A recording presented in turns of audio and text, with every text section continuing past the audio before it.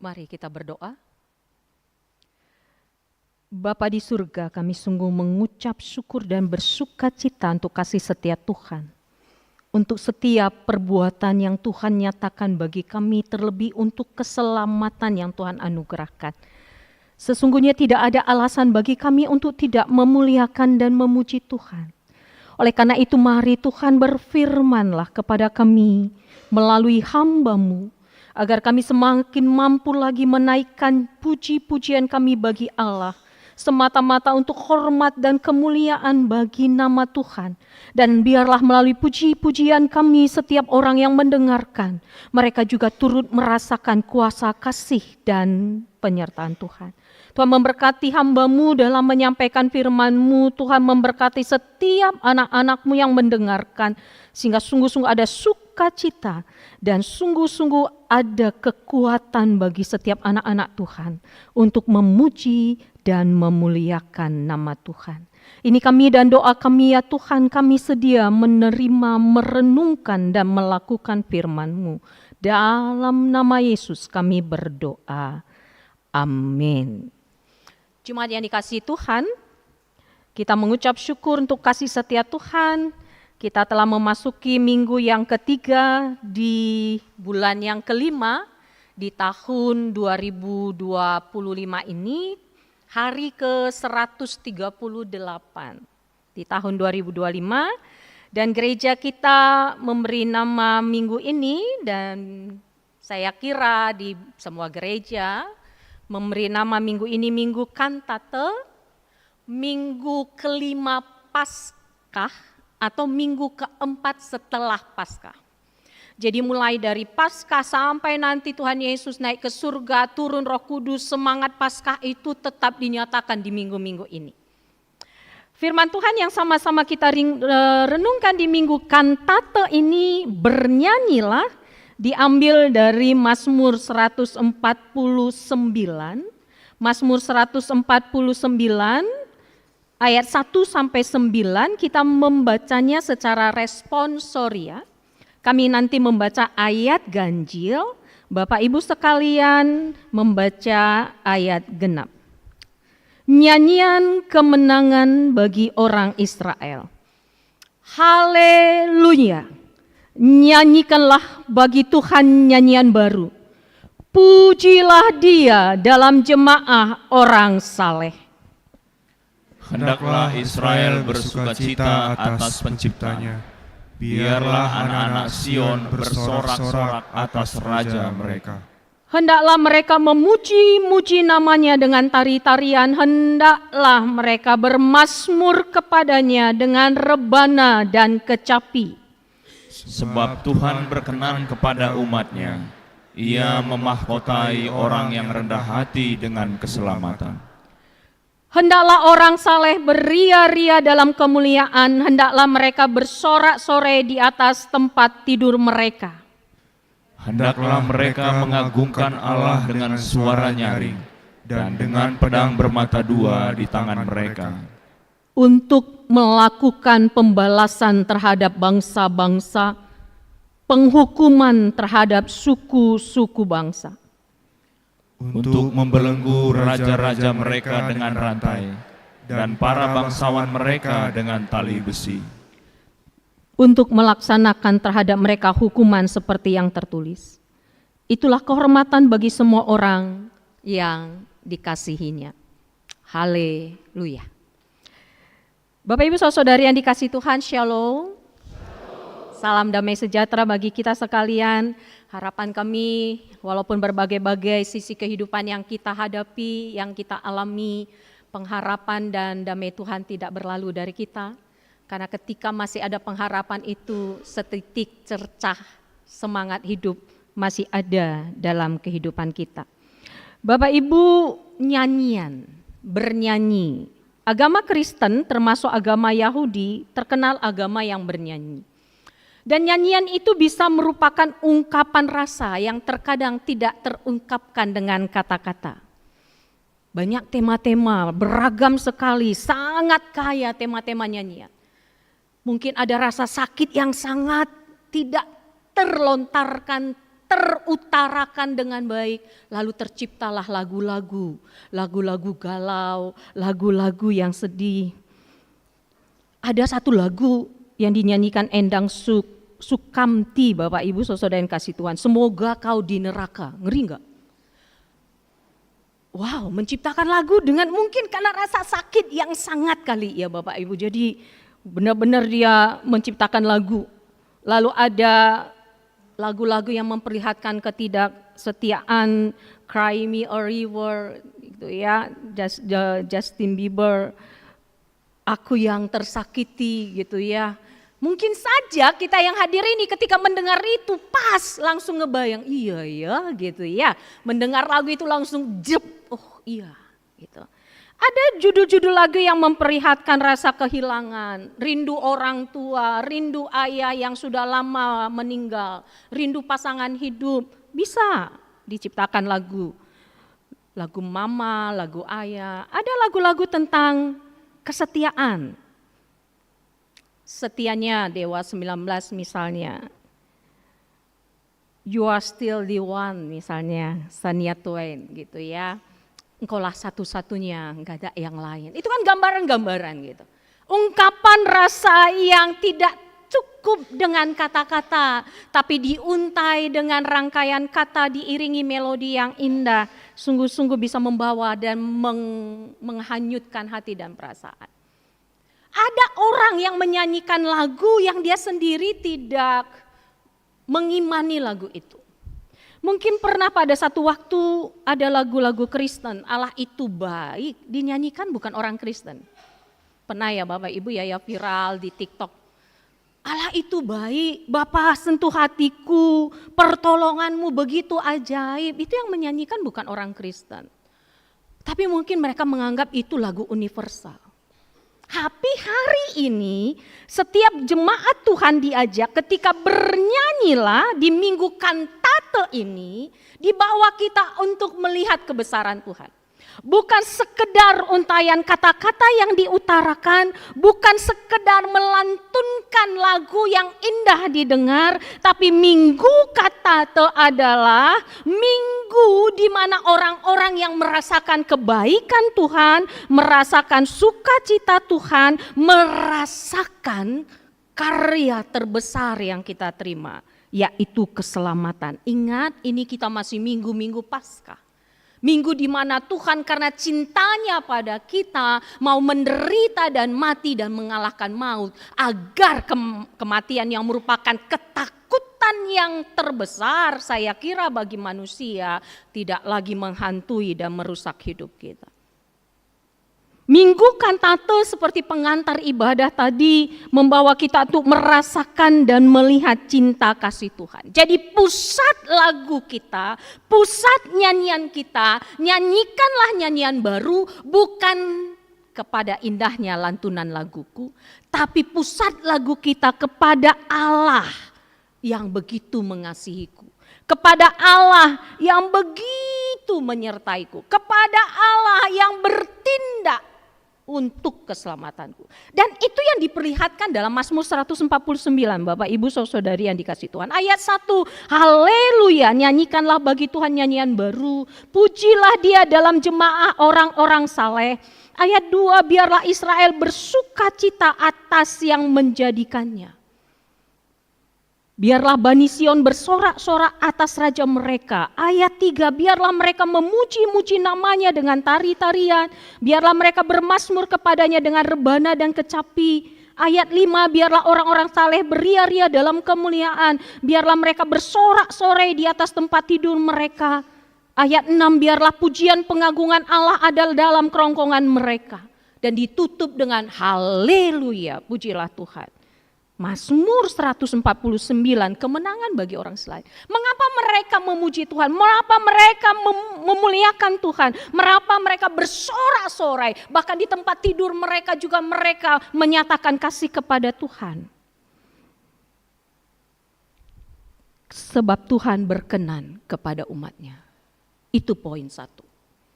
Perkenanan Tuhan itu sangat sangat perlu sekali dan penting bagi kita Bapak Ibu. Apapun yang kita lakukan kalau Tuhan memalingkan wajahnya dari kita, maka itu tidak ada gunanya. Perkenanan Tuhan ketika Tuhan menghadapkan wajahnya kepada kita, ketika Tuhan memberkati dan menyertai kita, ketika Tuhan melayakkan kita. Bagi bangsa Israel ini sangat penting perkenanan Tuhan. Karena kalau Tuhan membalikkan wajahnya, Tuhan berpaling dari mereka, segagah apapun mereka, sekuat apapun mereka, sehebat apapun senjata perang mereka, mereka pasti kalah. Dan puji Tuhan, Allah kita bukan Allah yang terlalu membuat aturan untuk kita layak di hadapannya. Allah mana yang mau merendahkan diri. Kita yang sudah jatuh dalam dosa, dalam lumpur dosa. Kita yang sesungguhnya tidak layak bertemu dengan Allah yang maha agung dan yang maha kudus itu. Siapa yang berkenan di hadapan Allah kalau dengan usaha kita, dengan kemampuan kita, dengan kepintaran kita, dengan kebaikan kita menghadap Tuhan. Gak ada Bapak Ibu. Kalau kita lihat di kitab Keluaran, Allah itu digambarkan ketika menjumpai bangsa Israel seperti api. Kita manusia ketika mendekati api yang sedang marak, siapa yang hancur Bapak Ibu? Ketika kita mendekati api, apinya yang padam atau kitanya yang mati? Kitanya yang mati ya Bapak Ibu, kecuali kita punya kekuatan. Ya mungkin kita punya ilmu kebal gitu ya. Seperti itu kalau perkenanan Tuhan, kalau Tuhan hanya menuntut dari pihak kita, Tuhan menuntut kebaikan kita, habis kita Bapak Ibu. Karena kuasa kemuliaan Allah itu bukan menguatkan tapi menyakitkan. Tapi puji Tuhannya Allah kita Allah yang tidak menuntut supaya kita berkenan, tapi Allah kita merendahkan dirinya, mendekatkan diri kepada kita yang kotor, agar kita bisa rasakan kasih-Nya. Dan itulah ungkapan syukur kita, pujian kita, nyanyian kita kepada Tuhan.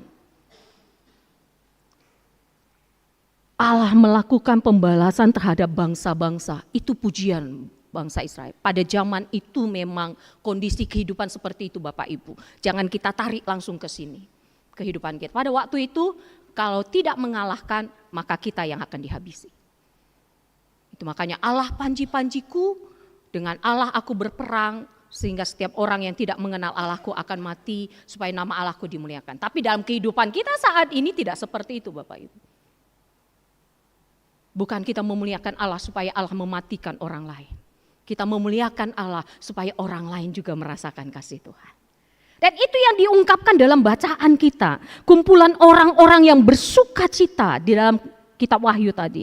Mereka bersorak-sorai, jubah putih dalam kitab Wahyu itu lambang orang-orang yang diselamatkan. Oleh darah anak domba. Memakai jubah putih dan memegang daun-daun palem. Daun palem itu tanda kemenangan. Dan dengan suara nyaring mereka berseru, keselamatan bagi Allah kami yang duduk di atas tahta dan bagi anak domba. Itu yang menjadi pengingat buat kita. Bahwa kita menaikkan pujian kepada Allah. Karena Allah kita layak untuk dipuji. Allah kita layak untuk disembah. Bukan supaya kita diberkati, tapi karena kita lebih dahulu diberkati dan disertainya. Bapak Ibu saudari yang dikasihi Tuhan. Apa yang menjadi landasan kita untuk tetap bersuka cita bersama Tuhan? Tidak lain dan tidak bukan karya penebusan Yesus. Kita dari nobody become somebody. Dari orang yang tidak ada apa-apanya menjadi orang yang berharga di mata Tuhan. Sehingga dia mau memberikan darahnya, hidupnya untuk kita. Jadi kita memuliakan Allah, kantate bernyanyilah karena kita merasakan bagaimana penyertaan dan kasih Allah. Allah yang begitu mulia mengulurkan tangannya untuk menyelamatkan kita. Bapak Ibu saudari yang dikasihi Tuhan, perlu kita ingat.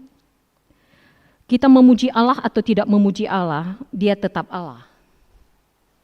Enggak kurang kadar kemuliaan Allah, mau kita memuji Allah atau tidak.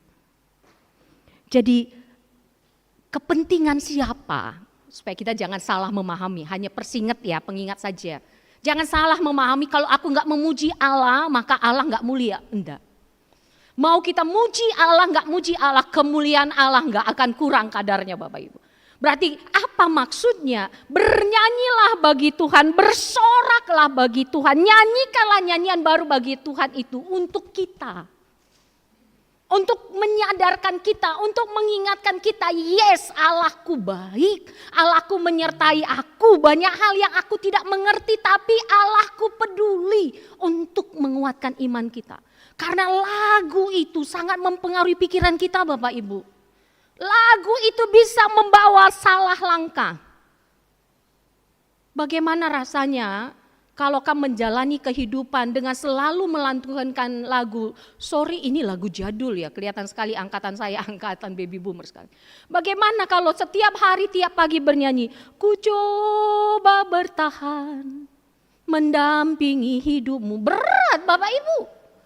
Tiap pagi kalau menyanyi begitu, waduh gimana gantengnya pun suami, bagaimanapun cakemnya istri, udah dianggap gitu suatu musibah kali, iya. Gimana kalau tiap menjalani kehidupan keluarga bernyanyi enggondu besalah benana, repot Bapak Ibu. Mau gimana kalau udah salah awalnya, apakah harus salah seterusnya? Lagu itu mempengaruhi hati loh Bapak Ibu. Itu makanya tolong diperhatikan Moria, kalau ada suami Hindu suka nyanyi, perhatikan liriknya. Ini liriknya menyangkut apa ini gitu. Perhatikan juga Mamre kalau ada Moria di rumah suka nyanyi, perhatikan liriknya. Mana tahu dia udah butuh untuk healing, ya dikasih healing. Walaupun suaranya mungkin gak terlalu baik, ungkapan hati. Perhatikan anak-anak kita kalau dia bernyanyi Bapak Ibu. Ini saatnya dia senang atau saatnya dia berduka. Lagu itu ungkapan hati. Bapak Ibu saudara yang dikasihi Tuhan, kita memuliakan Tuhan, kita bernyanyi bagi Tuhan itu untuk kita. Emas itu mau dipuji tidak dipuji tetap emas. Jadi kita diajak untuk merasakan kasih Tuhan melalui kidung pujian kita. Martin Luther pernah berkata, puji-pujian berguna untuk orang percaya, bukan untuk Tuhan. Jadi jangan salah sangka aku memuji Tuhan supaya kemuliaan Tuhan terjaga karena dia dimuliakan di atas puji-pujian. Ingat Bapak Ibu, kita memuji Tuhan untuk mengingatkan kita betapa baiknya Allah itu, betapa dia sungguh mengasihi kita. Jadi nyanyian itu bagi kita orang Kristen salah satu wujud kesaksian. Dengan bernyanyi kita mengingat kembali karya Tuhan dalam kehidupan kita. Bapak Ibu, banyak kisah di lagu-lagu rohani, lagu-lagu kidung jemaat yang dilandasi oleh pengalaman hidup. Salah satunya Fanny J. Crosby. Dia seorang penggubah sejumlah himne gereja. Dia pada waktu itu membutuhkan uang $5 Bapak Ibu. Jadi pada suatu waktu dia membutuhkan uang $5. Ia tidak tahu bagaimana ia bisa mendapatkan uang sebanyak itu. Yang dia lakukan adalah berdoa. Lalu dalam beberapa menit seseorang asing yang dia tidak kenal muncul di depan pintu membawa sejumlah uang tepat seperti yang dia butuhkan. $5. Dia berkata, saya tidak tahu ini kebetulan atau ini anugerah dari Tuhan, tapi yang pasti saya percaya ini jawaban doa saya bahwa Tuhan tidak pernah meninggalkan saya. Itu makanya tercipta lagu kalau dalam bahasa Karo, segedang-gedang geluhku ditemani penebus. Itu latar belakangnya Bapak Ibu. All the way my Savior leads me. Dan itu memberkati kita kan? Ketika kita dalam pergumulan, bayangkan dulu kalau kamu tiap hari hanya berkeluh kesah, bagaimanalah hidupku ini. Lalu kamu ganti dengan bernyanyi, segedang-gedang geluhku ditemani penebus. Akan beda rasanya. Jadi berkatkan pengalaman hidup iman seseorang ketika itu dirangkai dalam lagu pujian menjadi kesaksian Bapak Ibu. Jadi jemaat Tuhan yang punya kemampuan Tuhan berikan untuk menciptakan lagu, mari Tapi ingat, itu untuk kemuliaan nama Tuhan dan itu menjadi kesaksian yang sungguh. Salah satu lagi lagu yang benar-benar berlandaskan pengalaman hidup penulisnya, Thomas A. Dorsey, mungkin Bapak Ibu sudah tahu, Precious Lord. Dia kehilangan istrinya padahal pada waktu itu sedang melayani di KKR di luar kota. Istrinya sedang mengandung. Awalnya dia tidak mau pergi karena istrinya sedang hamil tua. Tapi istrinya bilang, pergilah Pak, ini kan melayani, engkau kan solois di kebaktian kebangun rohani. Dia pergi. Dan selesai dia melakukan, singkat cerita Bapak Ibu, selesai dia melakukan ibadah itu dia mendapat informasi istrinya meninggal, melahirkan. Dia hancur sekali. Berharap anak yang dalam kandungan istrinya selamat, ternyata tidak juga. Lalu dia marah sama Tuhan, dia tidak mau lagi memegang piano yang biasa menjadi alatnya untuk menciptakan lagu.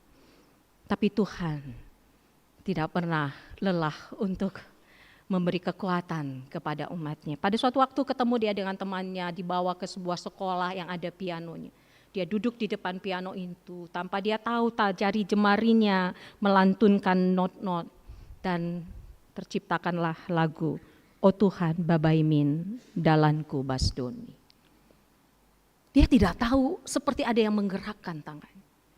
"Oh Tuhan babaimin dalanku basdoni, laburas lakesa kegeku."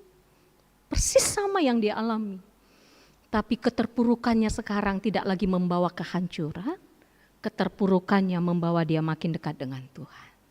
Jadi bernyanyilah Bapak Ibu, bernyanyi untuk Tuhan, bukan dengan aduh pendeta suaraku gak baik, ngomong pun false, apalagi nyanyi. Gak persoalan Bapak Ibu di hadapan Tuhan, yang penting hati menyembah. Tapi kalau untuk kor, ya jangan pula lah ya. Karena untuk kor kan harmoni. Kata pendeta gak apa-apa bernyanyi, kalau untuk kor ya jangan dulu lah. Tapi untuk sebatas kamar mandi dan rumah oke lah gitu kan. Karena benar-benar Bapak Ibu. Dan hati-hati memilih lagu. Jangan sampai lagu itu membawa kita melakukan tindakan-tindakan yang tidak benar. Karena dengan lagu bisa membawa orang untuk melakukan ketidakbaikan. Bapak Ibu saudari yang dikasihi Tuhan, bagi kami yang diberikan Tuhan talenta bernyanyi, ingat fokus kita bukan diri kita. Fokus kita untuk kemuliaan nama Tuhan. Perhatikan dalam bahasa Inggris, bernyanyi sing sangat dekat dengan sin, dosa. Sing sangat dekat dengan sin, dosa. Jangan sampai akhirnya nanti kita fokus kepada diri kita, penonjolan diri. Ada seorang yang baru mempersembahkan pujian di gereja Bapak Ibu. Setelah kebaktian usai, penyanyi itu mendatangi pendeta yang khotbah dan bertanya, Pak Pendeta, menurut Bapak suara saya tadi bagaimana? Sudah bergeser sedikit ya Bapak Ibu ya. Jadi hati-hati. Karena sing sangat dekat dengan sin. Masihkah Allah yang menjadi pusat atau bergeser kepada penonjolan diri? Terutama untuk yang punya suara yang baik. Untuk singers. Itu makanya banyak masukan-masukan, saya tidak tahu di Bogor Barat apakah biasa ketika orang persembahkan, tadi saya kira tidak ada tepuk tangannya. Ada di runggun-runggun setelah sektor atau kategori bernyanyi lalu bertepuk tangan. It's okay, tapi jangan sampai salah pemahaman. Kalau kita rasa cocok lagunya tepuknya keras, kalau nanti lagunya nggak cocok nggak tepuk, nah bahaya. Apalagi yang nyanyi itu orang yang paling kita benci, wah nggak mau tepuk. Padahal suaranya bagus, bahaya Bapak Ibu. Repot kan? Karena sangat mudah bergeser. Apalagi kalau ada ketika persembahan pujian, sektor atau kategorial, lalu peliturgi atau pendeta, contoh aja ini, berkata, ayo sekali lagi kita berikan tepukan yang meriah untuk PJJ sektor ini. Saya kira nggak setuju itu Bapak Ibu.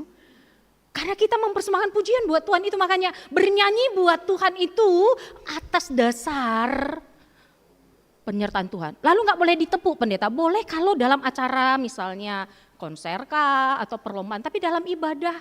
Karena ibadah ini kita mau memuliakan Tuhan, tapi terserah Bapak Ibu bagaimana, tapi jangan sampai bergeser Bapak Ibu kepada penonjolan diri.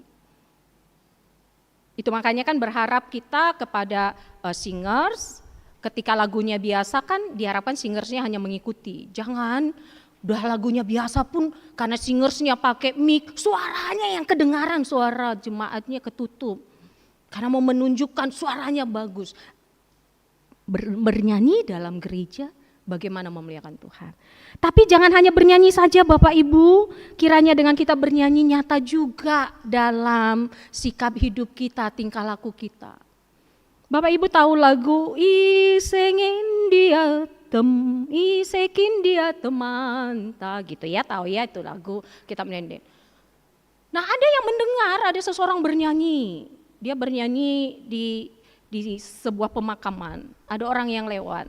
Lalu dia bernyanyi, Isekin dia teman si tetap selalabe.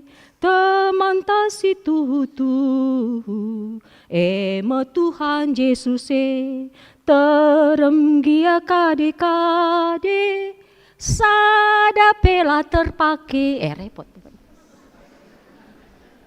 Wah repot ini, bisa jadi ungkapan hati Bapak Ibu. Jadi hati-hati jangan sampai nanti gara-gara kita lagu yang begitu indah diplesetkan Bapak Ibu. Jadilah kade-kade yang terpakai. Harusnya kan enterem dia kade-kade teman labo kurang pe. Cuma mungkin dia merasakan waduh, enterem kade-kade sada pela terpakai. Jadi mari kita bernyanyi semangat haleluya, kita bilang dalam ibadah, ingat pulangnya juga haleluya Bapak Ibu. Jangan bergesekan mobil lalu mata melotot. Di sini kita semangat bernyanyi, ya Tuhan ampuni salah dosaku Tuhan.